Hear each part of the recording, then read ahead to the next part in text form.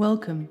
You're listening to the Earth Conversations podcast, where we explore how to open up to the greater conversation with Earth herself and with our fellow co-inhabitants such as trees, animals, and plants through interspecies communication. In this time of environmental destruction, it truly is urgent that we begin exploring what Earth and her other than human communities are telling us. If you like to explore more in-depth material on this subject, please also visit our blog at earthconversations.org, where you can sign up to be notified through email about new podcast conversations, blog posts, events, and much more. We're excited and happy to have you join us for this podcast as we now go lie our heart at the ground and listen.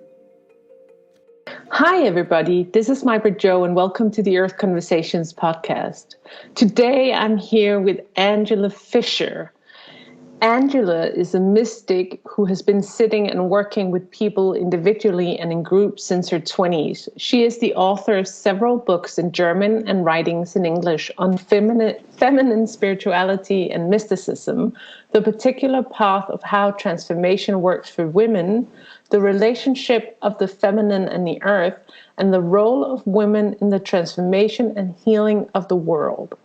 She has led seminars and retreats since almost 40 years and has held regular meditation meetings for 25 years. She holds a university degree in social science and in her 20s received trainings of bodywork and energy healing that led to the founding of the Center for Meditation and Healing. She has also gained many years of experience of living very simply in nature. At the age of 29, she met her real teachers and from then on has been following the Sufi path. She began living a family life with husband and children, still taking care of a meditation center and integrating in her work the everyday wisdom and trouble and the love and experiences she was given through the grace of the Sufi path. She recently retreated from offering public events. At present, she dedicates her time to family, keeping the meditation place, and taking care of the garden, writing, and seeing only a small group of people who have belonged to the circle for many years. Angela is married, mother of 4 grown children and a grandmother of 1, and lives with her husband in the countryside of northern Germany. Angela, a warm welcome to you here in the Earth Conversations podcast. Hello, thank you. I'm glad to be here. Thank you for inviting me. Oh, you're welcome. It's lovely to have you here. You have the center, Oneness for Life, a place that offers to hold a space for the sacred feminine and the earth and life and the inner journey. How would you describe the nature of your work there? The nature of my work, I would simply say maybe it's holding space and offering space, inner and outer. When we think of space, it is often that we think of outer space. When a room is cluttered with all sorts of things, then we have a lack of outer space. Space is missing. But the same is true inwardly. And I think we have, in our culture, we have forgotten about inner space. And the feminine is very much connected to space. She's connected to receiving. It's a feminine quality to hold a space, to keep a space. As we as women offer a space when we conceive a child. And silence belongs to space and listening. And space is needed in order to relate to someone, to have a real relationship. So when two have a relationship with each other, you and I in this moment, for example, or you and the earth, the space is somehow the third element that is needed so that the relationship can take place. And without that, we cannot really relate or truly relate, I think. And the heart is a vast space, like the Upanishads say, it's vaster than the universe. Mm.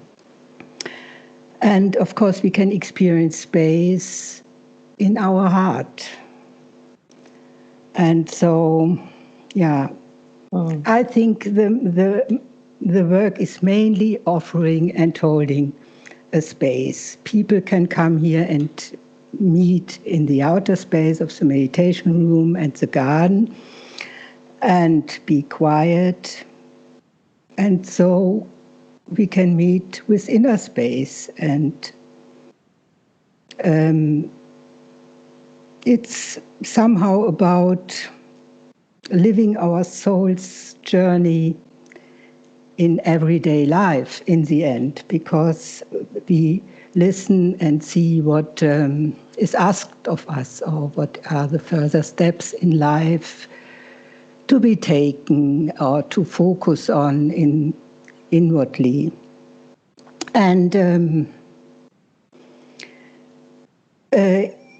in this special, particular part of this work has been with women, providing a space so that women can remember their ancient wisdom that is inherent to the feminine, having to do with creation and care for the sacredness of creation, but also reawaken a certain potential that is present in women, which is reconnecting spirit with matter, so that healing can happen. And yes, it's just providing this space to give the possibilities to remember what is inside of us or inside of people who are coming here. So when we connect to ourselves and find this inner space, and we have this area of silence, how do we find the inner space of earth? Because in our culture, we're so used to thinking of earth as what we see outwardly, and we tend to forget that she also works very inwardly. And so how do we connect to Earth's inward space?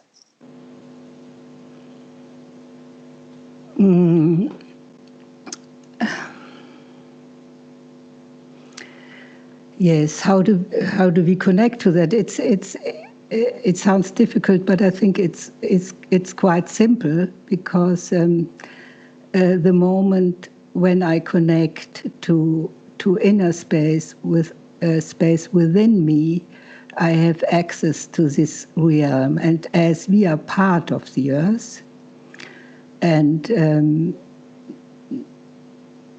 share our life with her, and we can have this access to the inner space in the earth too. I mean, it's the same, it's somehow the same way of relating to something, or the same access in the end.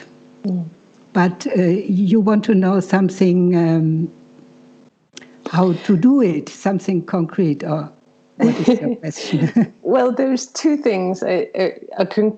Well, if you can tell us your way on how to do it, then maybe it will inspire others, but also maybe tell us how it feels in your body, mind, and spirit to connect to that space and to Earth's living spiritual being.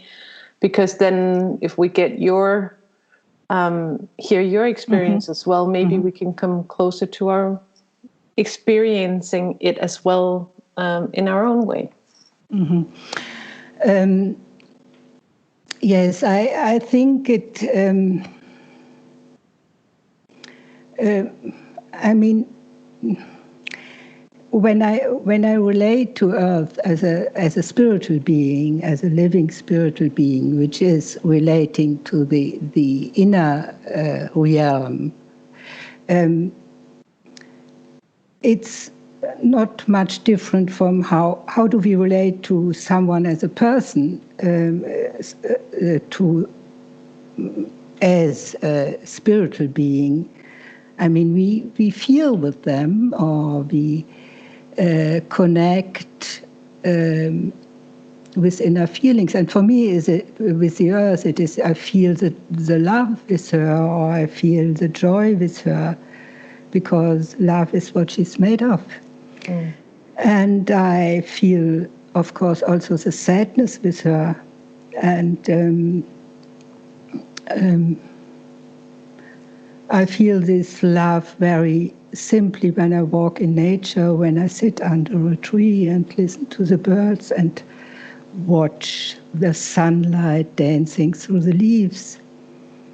Or when I tend to my garden and watch things grow. I feel her love for us, and I feel how much she responds to my feelings. It's a mutual relationship. It's a kind of togetherness, and in this, I think I am in contact with her inner being. So, and I sometimes sing to her. Yeah. And I pray for her. And so that is my way to relate to her in her spiritual dimension, or how to say this. And I just recall as something a nice example also.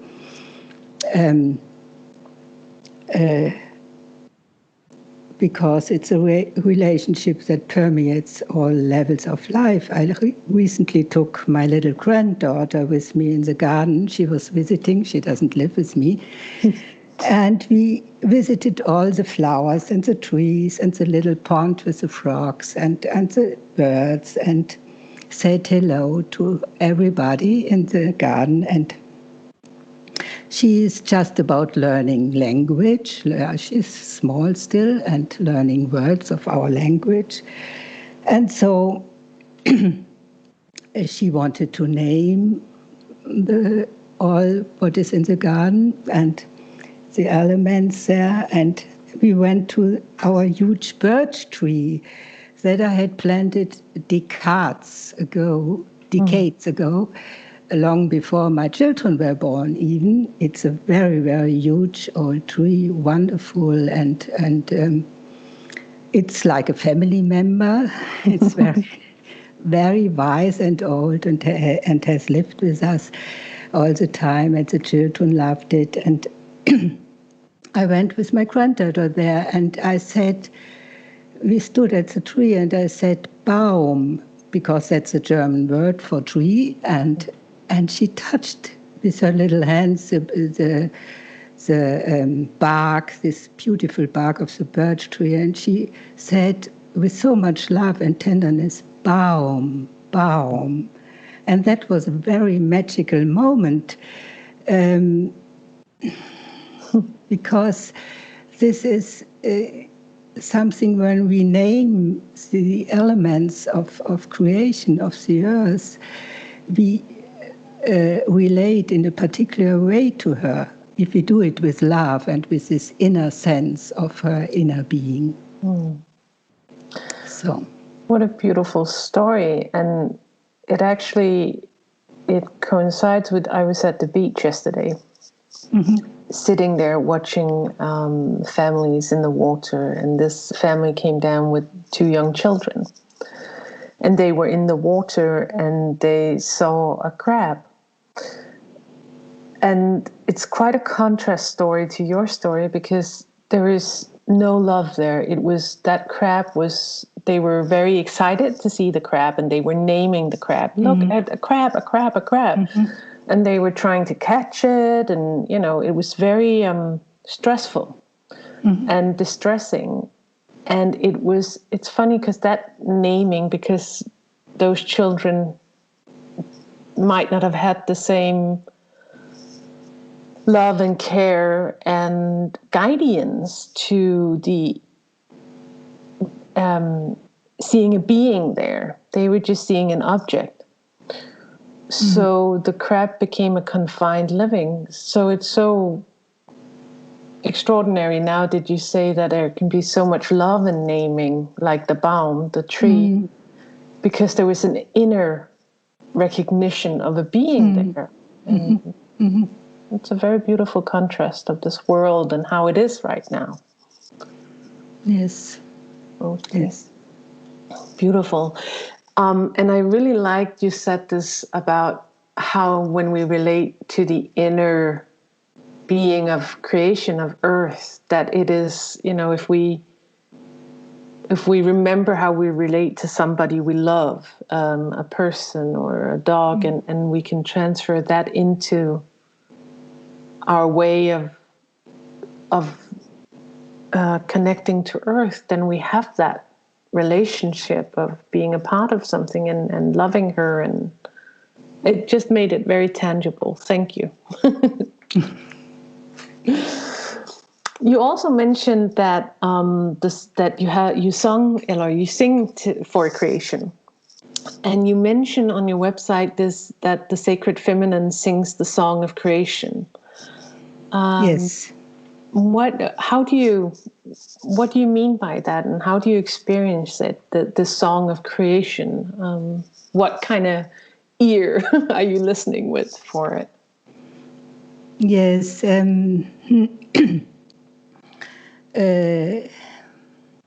Yes, of course, not with my outer ears, but I don't know. Some people may be hearing it also with their outer ears, but I don't hear it with my normal senses.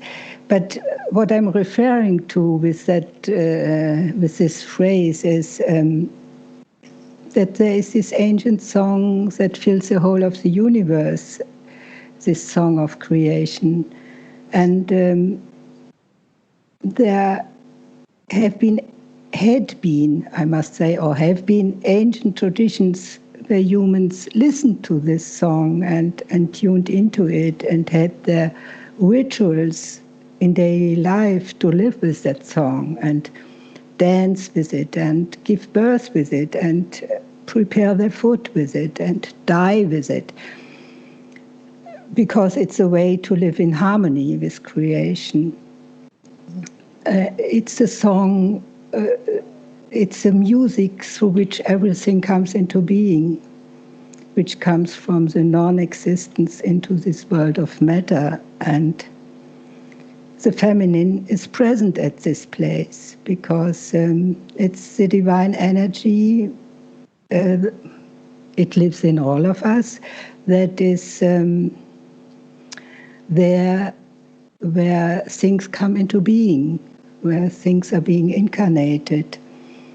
And yes, of course, in our culture, our society has forgotten this song, which, like what you told of the children at the beach, we have forgotten that there is a song and that we can tune into this song. And we have lost the ways to bring ourselves back in harmony with creation. And by that, I do not mean creation not as a noun, but as an ongoing mystery that is new in every moment and happening at every moment. But I think the song is still there. It is covered up, but we can find it in our hearts and we can find it in our lives. And I myself, I have experienced it in a very special way after my children were born, because each time, shortly after they were born, I heard this music, I heard this song, and it ran through all my feelings. it's beautiful. It's beautiful beyond what we can imagine. It sounds beautiful. It sounds like the rhythm of life, the true rhythm of life. Yeah. You recently wrote this article called Springbutts in the Time of Crisis, where you write about the deeper meaning of the pandemic crisis. And I was wondering, can you tell us what you feel about is the deeper meaning of this crisis and how you experienced it? And also, is this crisis somehow connected to the Song of Life? Is she telling us something in it, maybe? Or is that a part of the harmony to trying to slow us down? I think that's what I'm I don't know. It's a big question. And that article, it was in the beginning when it all started. And I have to confess, I was a bit enthusiastic to think maybe something can change. I was back then. I had the same feeling that I thought something could really change. Oh, I felt it deeply at that time. I'm not so sure anymore. Unfortunately, not me either. But of course, I mean, I do not know the deeper meaning, of course. But speaking of a crisis, in every crisis there is a meaning, of course. We know this from our personal experiences, from our individual experiences, because crises belong to life.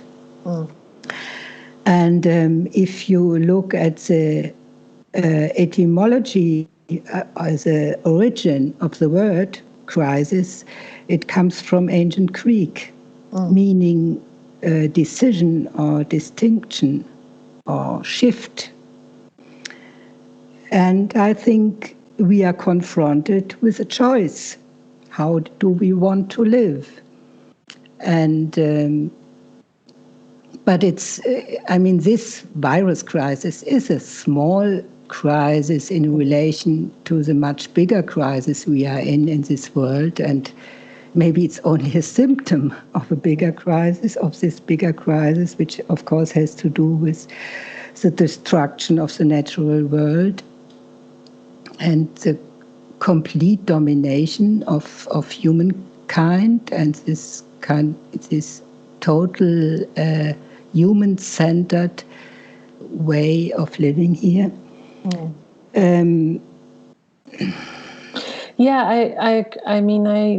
I agree that it's not really a big crisis. It's made up to be a big crisis because of the media, for one thing, is reporting about it. But we have a lot of wars and we have a lot of other, environmental crises that have the potential and are already causing more disaster than this virus. But the difference is that suddenly it reaches us in our richest parts of the world. Yes. and affects us all. Exactly. We cannot say anymore, it happened somewhere else, when there are fires in Australia or in the Amazon or the refugee crisis and climate, so-called disasters. If we are not affected by it in the area where we are living, we can say, it's somewhere else. It doesn't have anything to do with me, it doesn't concern me. And suddenly this crisis, that is different. Really different from everything what happened before, is that everyone in the world is alerted because, it doesn't care about the color of the skin. It doesn't care about how much money you have in the bank. It doesn't care if you're, but that's not quite true, because I think the poor people in the world are more affected by it, and the people who are not so privileged. That is true. Yeah, because of sanitary issues, they don't have the same measures of guarding against it. Yes. Yeah, true. But that's also a curious thing with this virus is that it, I think I've explored this a little bit before with other people, and that is we've built our houses, we've concealed ourselves so much off from what we call nature out there. We can sit comfortably and weather out storms mostly, unless they're really bad, or we have heating in the winter and we can cook food on our electric stoves. And, so somehow we've drawn ourselves up and thought ourselves as not being a part of nature. And we think we're safe. We've had this false sense of security and think nothing can reach us, at least in the Western, rich countries. Yes, because we think we can control everything. Yes, and then suddenly this virus comes and it, creeps inside the doors. It doesn't care about a door or a supermarket or so suddenly we feel our vulnerability. And I think that's a good thing, actually. I know many people suffered from this crisis, so I'm not, pointing towards that being a good thing. But I think being aware of our vulnerability and being with it, not being scared of it, is a good thing. And I think there are other things too. Some people realize how much we are connected, we are always connected. Everything is connected also in every single crisis. But in this crisis, people really experience it and become aware of it, because this virus travels with people, it travels with airplanes, it travels with cruise ships, it travels from person to person. You can't deny anymore that we are connected over the whole globe, and that is also something that is important, I think, that people realize this. And I think it's also that some people at least could realize that it's possible that we can live differently because of our response to the crisis, the shutdowns and all this. We had to experience, we were forced to experience this. Most of us. I wasn't forced because my life hasn't changed much, but other people were forced to experience that you can live more simple and you don't die from it, and that you can renounce traveling, outer traveling and flying. We don't need that, in fact. You could experience that we don't really need it. And people had forgotten that the sky can be clear. Yes. And waters can be clear. And now we see it is possible. Yeah. Now we know that if we do change our behavior, then the possibility for the earth to regenerate and heal some of all of the poisons we've afflicted her to is possible, maybe even sooner than we would imagine. Yes. If we change the behavior. Yeah, yes. It's,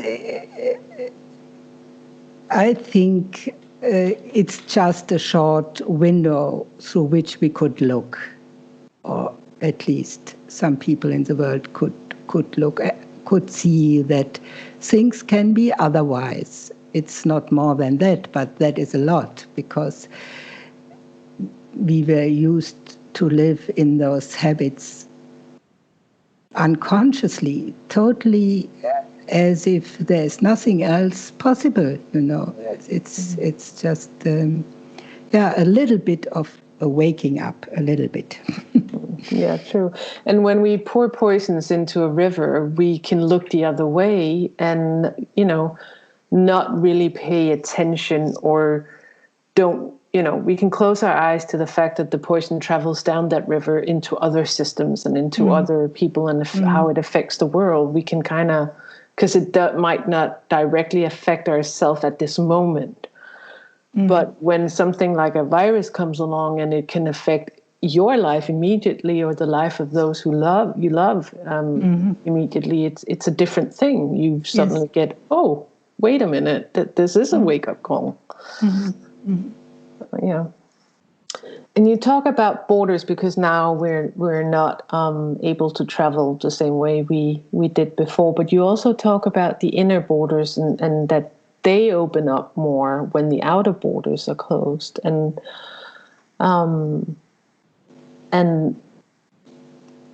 I felt, because you mentioned the bird song in the article as well, and I really noticed how the bird song changed here, and I've seen it reflected in so many places online and in with other people. So and your article was one of those places where I saw it reflected that something happened with the bird song when this happened, when the crisis really hit us. It was like, I don't know, for me it felt like a space that the birds suddenly had more space, or they could, I don't know what happened. Do you have a feeling of it?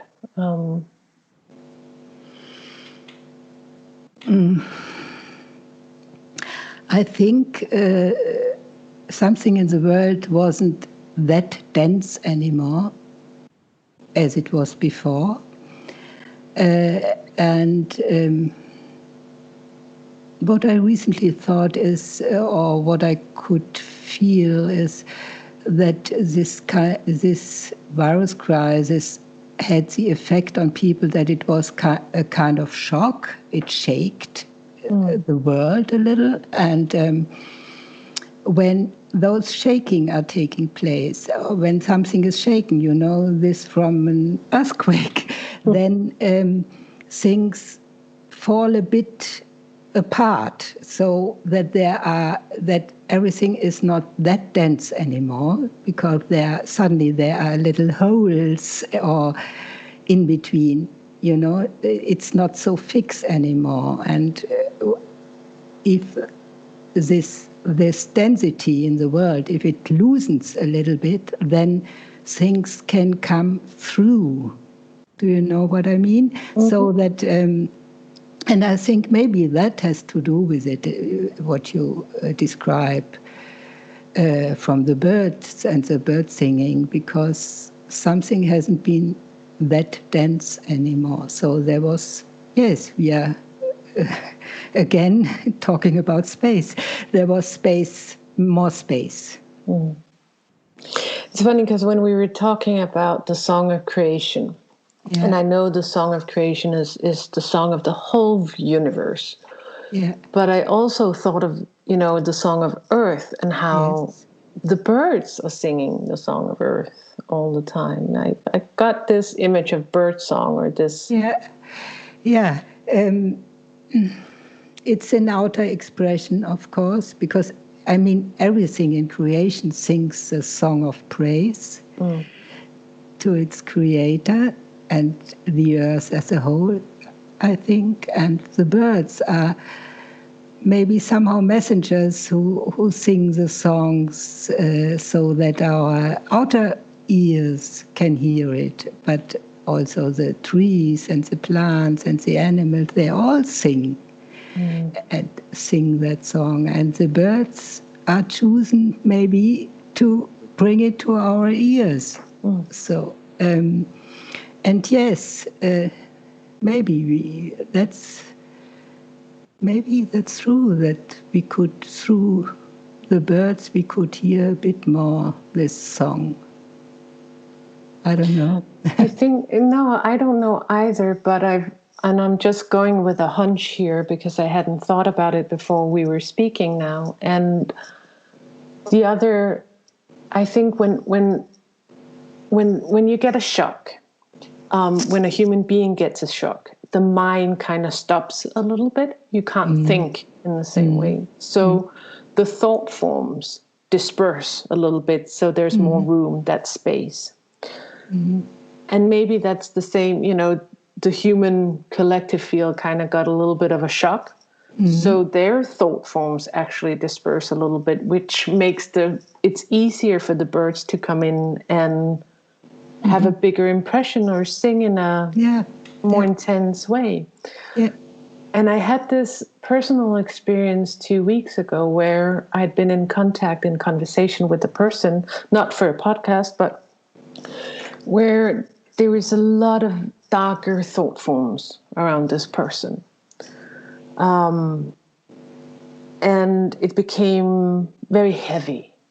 And I woke up in the middle of the night, all of a sudden, in a very uncomfortable, tight container almost. It felt like very limited. And there were all of these very heavy, dark thought forms there. And I mean, I was able to stay calm and just reach through the light and not. But then this was about 2:30 a.m. And here right now, the birds began singing at 3:00 a.m. And with that bird song, it just dispersed immediately. And I was quite... Oh, great. I was really surprised. And I thought, what if that is a part of the bird song? You know, if we really listen to them, does it make it easier for us to, you know, to quiet our mind, to find that, you know, silent space? Because what they do is maybe dispersing the thought forms for us. Maybe their joy and their praise is maybe part of cleaning the mental air. I don't know. Yes, this could be, but last night I woke up by the bird song at 3:30, and I was a bit grumpy because I hadn't slept so much. So it can also be otherwise. Yeah, I have that experience too. But that night it was a welcome relief. Yeah. Mostly I'm happy about it, and we have so many birds here, so we have this loud bird song all the time. I mean, it's wonderful because it's like an orchestra. It's really an orchestra, but it's also, I think, because my husband feeds them very much. So we have many of them here, and yes, wild garden around, so they like it. So you mentioned in the article as well that when out, you know, the outer space is restricted, the inner space widens, and the heart and the body has a chance to be listened to. And then I thought, what's the distinction between listening to one's heart and one's body? And could you maybe tell us a story of it? The distinction between listening to the heart and to the body, you ask? Yes.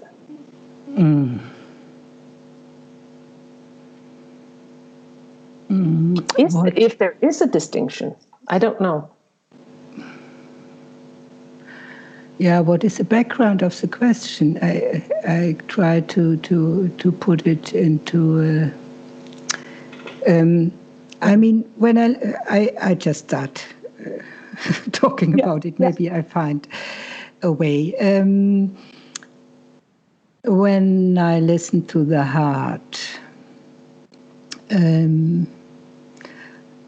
I listen to to the place inside of me where love resides, and where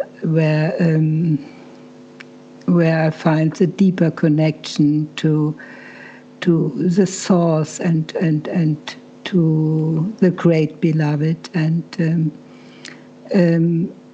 from there I can listen what is beyond my own concepts and thoughts and all that has been created around the person and the I and things that come from the world and thought forms from the world. So I find a deeper place. And when I listen to the heart, I need to, I need to be prepared to enter a certain space where I leave behind my own thoughts, and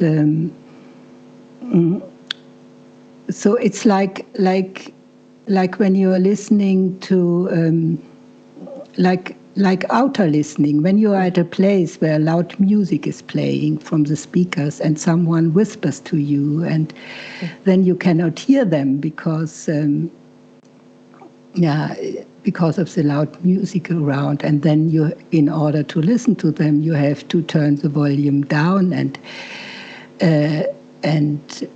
also you have to be interested in what the person wants to tell you. So, and this is true also, of course, for the inner listening to the heart. You have to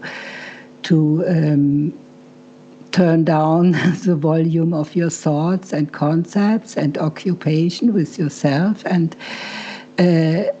leave it behind, and be prepared to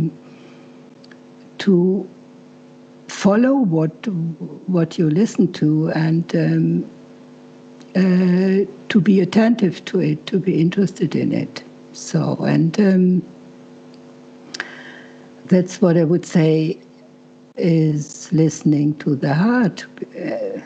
You have to tune into a place where everything is one and not divided in like thoughts are.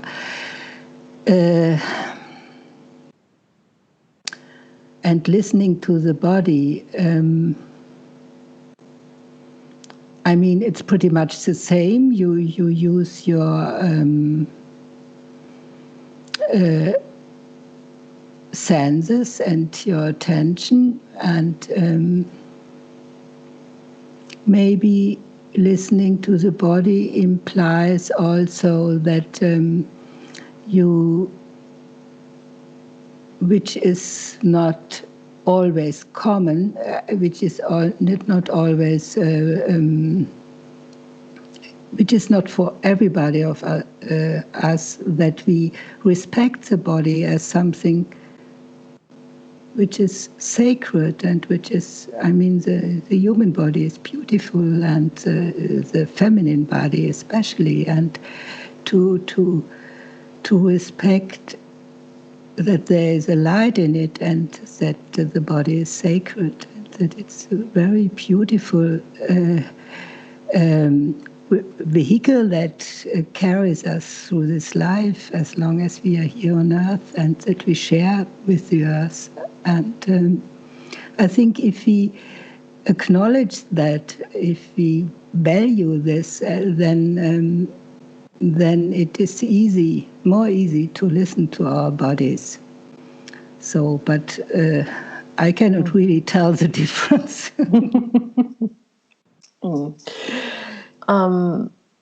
But yeah, we've learned since children in the Western world to disregard our body's communication. Yes. I think so. Yeah.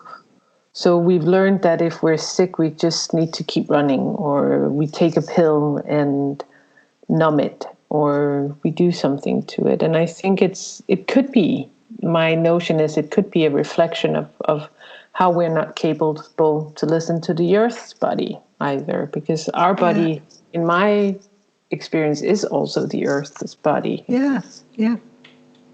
Yeah, and this attitude, of course, it belongs together. It's the same thing. No. It's our heritage of patriarchy, I think. Yeah. To dismiss what is the body and the earth as something sacred. To not value it anymore, just see it as an outer thing, and nothing that has to do with spiritual and with the inner and with the soul, and so we cut it off. And So we didn't learn to listen really to the body, because you can't listen to something if you don't acknowledge it as something whole and sacred and wise. Our bodies are also wise, like the earth. Yeah, and we've afraid of the body now. I don't know what happened, but I really don't know what happened. But it's like, there's two things here that I'm feeling. Is one of the things is all of this plastic surgery and all of these way of changing the body, and like we're not happy with it, and we all have to be like in a certain way. And the other thing that I'm feeling is all of this rape of the body that we haven't acknowledged. There's a lot of rape of both women and men, physical rape, but also a lot of the way we work today. We don't respect our body. We sit at desks all day, or we do other types of things that are not healthy for our body. So we've come so far in not, even noticing that our body is alive. It's yeah, but we are very much disconnected. Yes. Yeah.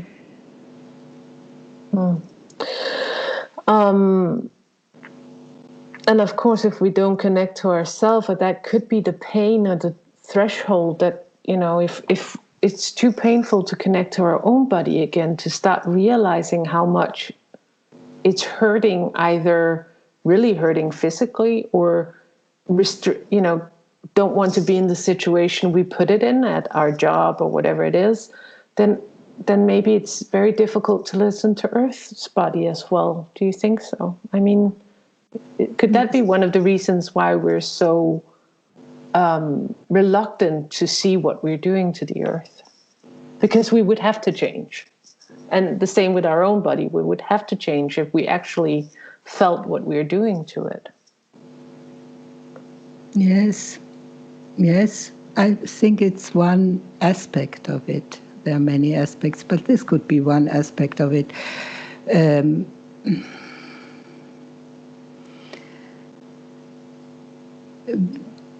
We are so far removed from a cause to live in harmony with life, with the earth, with our life here on this earth, that reversing this way, it's a great deal. It's a big thing, and it has deeper dimensions to it. I don't think we can go into that now, but yes.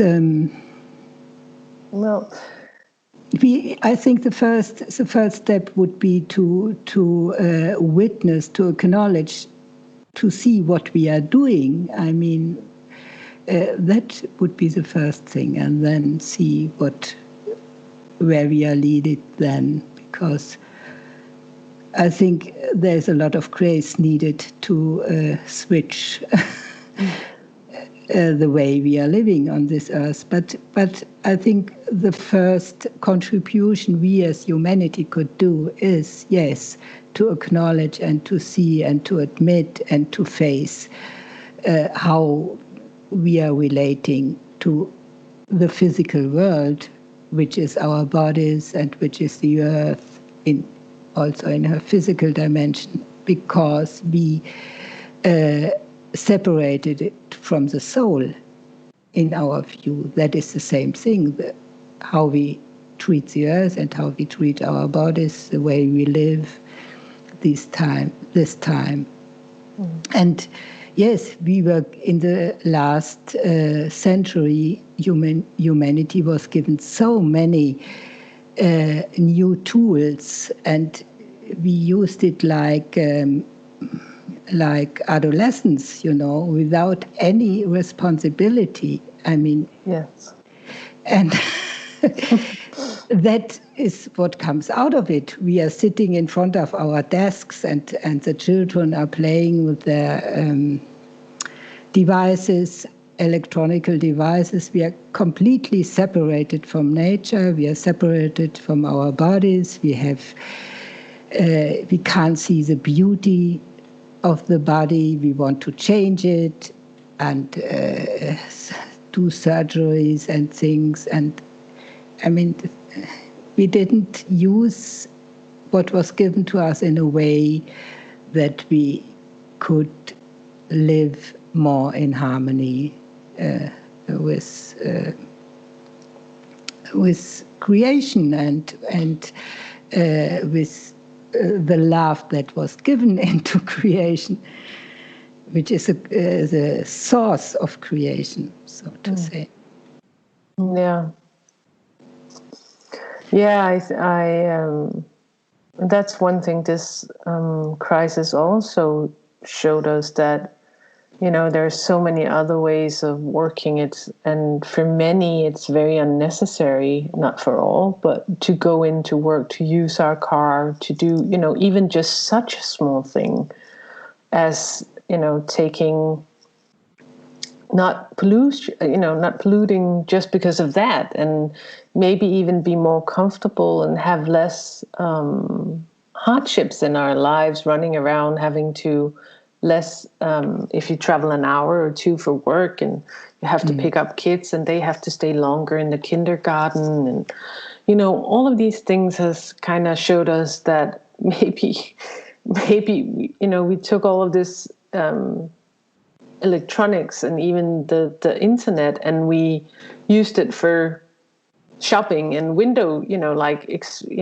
exposing our shops and what you could buy, instead of making it work for us and the earth and how we would like to live our lives. So just even that small portion was shown to us in the pandemic, of how things could be different. Yes, but I'm afraid most people forget very quickly. Oh yes, well I can tell you here in Denmark we almost forgot about the pandemic now. What pandemic? We're back to normal, and we're being told to consume more because we need consumption in order to drive the economy. And I have seen programs in the TV, in the news, when things began to open up again, and you saw these smiling faces of people who say, "Oh, finally shopping again." Yeah. Oh. And I was so glad, because I hate shopping. Yeah, me too. And I heard this strange expression by someone who said about a certain problem which was difficult, and he said, "You can't shop it away." So that's that's our world. Yeah. We shop things away. Yeah. But I think that's a really good thing. You can't, when heartache or difficulties or real crisis actually hit, you can't shop it away. And maybe shopping is one of the things that, was partly responsible for the crisis to begin with, and somehow. Yeah, but the cause of this strange shopping thing is, of course, that there is a big hole inside of humanity, which is where there is no meaning. People are searching for meaning, and that is a sad outcome. Yeah. Yeah, we have no meaning, but that was a good thing. That was really one of the sweetnesses of this pandemic crisis as well, because it forced us to stay home. I know, again, this was difficult for some, being with their children and noise and all these things, but it also, there was such an opening for sweetness with, because you had to engage in your local community again, take care of your neighbor. If somebody couldn't leave their house, you would shop for them. There were people doing groups for other people, helping, and you were with your children. You had more time with them, So that was such a sweet thing that this brought with us. Yes, and I heard from several women, young women who have small children, they said they enjoyed it so much. In the media, you always hear it was terrible for families and for women especially, because they are pressed back into that old role. But my personal experience was I heard from some women who said, oh, I enjoyed it because it was so relaxed. I could be relaxed with my children. But of course, this is also for the privileged ones we have to. Yes. And there's always the other side to it. In the beginning, there was always this slogan, stay at home. And I sometimes thought it's kind of cynical for those who don't have a home, Yeah. The homeless and the refugees. And it sounds cynical for them, this slogan, stay at home. Yeah. So it has two sides to it. But yes, I think this was a good thing. I think, too, this was a good thing because you could see that people were able to transform their fears and anxieties into care and compassion and love, and people became creative again, which is something very important, I think, that we need in this time to become more creative, to find new ways to live differently, or to at least to come through this difficult time that is now and that will be definitely ahead of us. Yes, I think you're right. I mean, creativity belongs to the sacred feminine. Yes. And I also think the human collective is a part of the world, of Earth. And somehow we have become so dominant. So if we actually also dominate how the world is for other species and where we're going to a certain extent. And I think if we can't, as a human collective, see a new dream, if we can't imagine something else, be creative in our ways to arrange our society, then it can't become. So maybe this halt in our thinking process that opened this creative window could be a way to have new dreams and new visions of how Earth could be in the future for not just humanity, but everybody. So maybe on the long term, because I agree with you mostly that I don't see much change happening either on the long run, but maybe the dreams, the visions, maybe something could creep into our collective subconscious. And yes, and I think there are more people who remember the true values that are important to hold a certain vision, how we can maybe will be able to live in the future, and just to hold it over a tough time that is ahead of us. I mean, to keep it, to keep this light inwardly. And I think, yes, that is a potential that comes from it. Yes, and also this, because the values, we figured out, many of us, that if we can't hold our grandchildren, if we're this social distancing, if we can't hold our mother or father, or if we can't, have that connection to them, then something is really lost. And that pain might have been great enough for us to remember other values than shopping. Yeah. And also all the people who were forced to go out in nature because they couldn't go shopping, so they had nothing else to do. It was the only thing, at least here in Germany, for a while, it was the only thing you could do. You were allowed to go outside.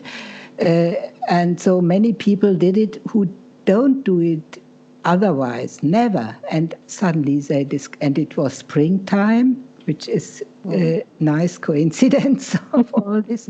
And people discovered, oh, it's nice to be outside, it's nice to be in nature, it's nice to walk in the forest, which was, for some people, it was quite new.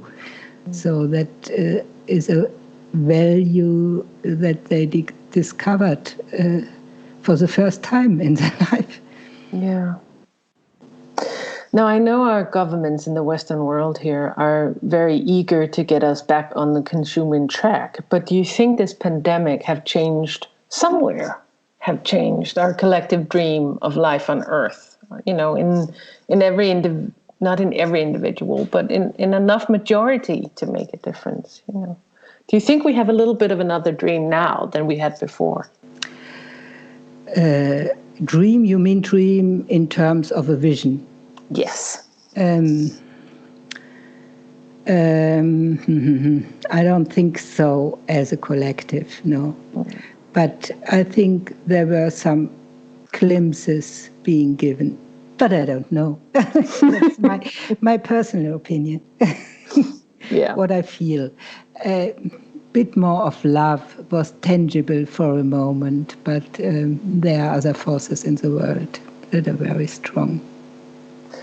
Well, maybe, a little more of us will be able, after this experience, to hold that note of song and inner space and listening than before. At least that's a hope I have somewhere. Mm-hmm. Mm-hmm. That a little more can be with Earth. Yes, we can keep this hope. And I think those who are touched by something, they can hold and keep this light and can try to live it in their daily lives. I mean, we don't need to do very exclusive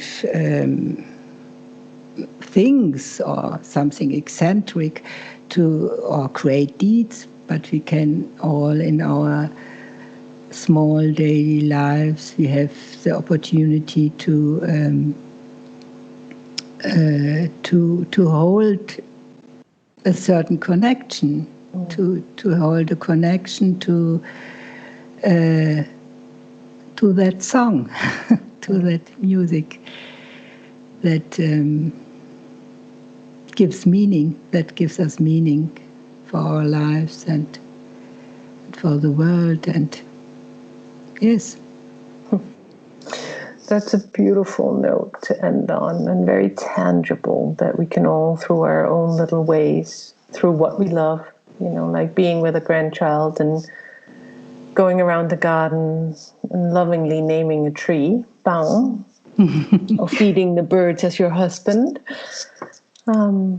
Yes, and what I think is also important for those who have, who are somehow inwardly touched by something that is greater than our human-centered selfishness and way to live in this world, is to hold the awareness that, as you were talking about dreams for the future or visions, to hold the awareness of that the future is within us, that we are the seeds, or that we are setting the seeds for the future, and that which is for indigenous people very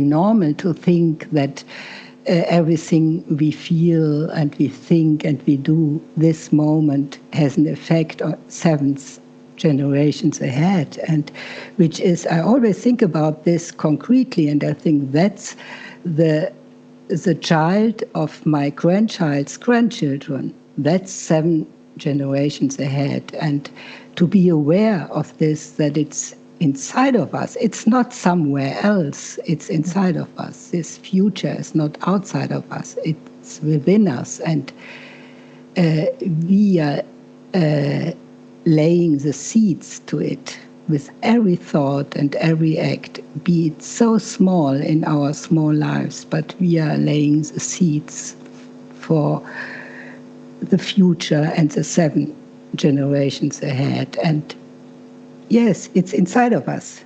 And then we can imagine another world, I think. Mm. Yes, and that's a good practice as well, to remind yourself of that and live in that way of just this moment. What do you think and do and act this moment that you want in the future? Yeah, beautiful. Good. Thank you so much, Angela, for participating here. It's been a lovely conversation. I really hope for the best for all of us, and thank you for your great work on this space of inner listening and creativity as well. Everybody, this was my Brit Joe with the Earth Conversations podcast. I hope you'd enjoyed it as much as I have. And please, until next time, go lie your heart at the ground and listen. Thank you for listening to the Earth Conversations podcast. If you'd like to explore more in-depth material on how to open up to hearing the conversation that the Earth is trying to have with us, please visit our blog at earthconversations.org, where you can also sign up to be notified through email when new podcast conversations are ready, along with new articles and events. We would like to thank you for taking the time today to open up to the heart of the Earth and her ways of communicating with us. It is our sincere wish that you will tune into this greater conversation that she so desperately seeks us to have with her at this moment in time. To find the track to the wonderful music that underscores this podcast, simply follow the link below to iTunes or Spotify. Please take good care of yourself and the Earth, and until next time, go lie your heart at the ground and listen. É terra, é mar, é vida infinita, é amor incondicional,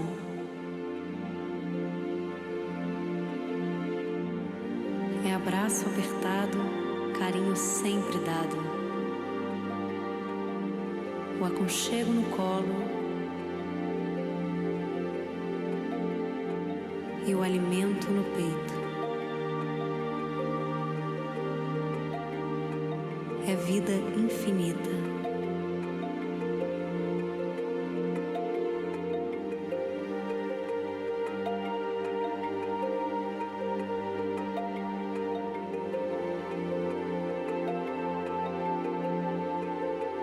Mother, mother,